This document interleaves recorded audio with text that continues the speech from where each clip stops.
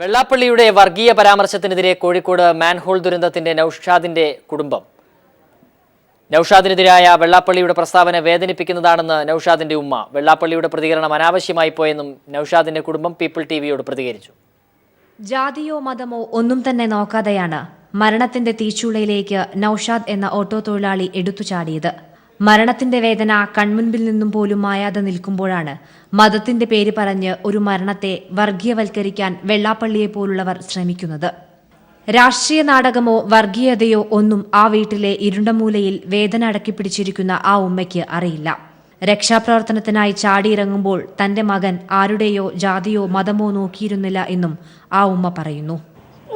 എപ്പോഴും ഇങ്ങനെ അവരെ എല്ലാ ഇതും ചെയ്തിട്ട് വന്ന് പറയും. ഞാൻ എപ്പോഴും പറയലുണ്ട്, ശ്രദ്ധിക്കണം. പ്രതിഫലം ആഗ്രഹിച്ചായിരുന്നില്ല നൌഷാദ് രക്ഷാപ്രവർത്തനത്തിനായി ഇറങ്ങിത്തിരിച്ചത്. വാക്കുകൾ കൊണ്ട് അഭ്യാസമൊന്നും നടത്താതെ വെള്ളാപ്പള്ളിയുടെ പ്രസ്താവന തങ്ങളെ വേദനിപ്പിച്ചെന്ന പ്രതികരണമാണ് നൌഷാദിന്റെ അമ്മാവനും നടത്തിയത്.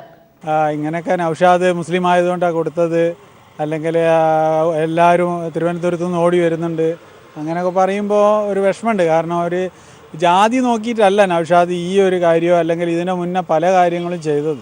ഒരു വീടിന്റെ തന്നെ അത്താണിയായ മകനെ നഷ്ടപ്പെട്ടതിന്റെ വേദനയിൽ കരയുന്ന ആ ഉമ്മയ്ക്ക് അതൊന്നും അറിയണ്ട. വാക്കുകൾ കൊണ്ടുപോലും ആശ്വാസം പകരാൻ കഴിയാതെയാണ് ആ വീട്ടിൽ ഉമ്മയ്ക്ക് ചുറ്റുമുള്ളവർ.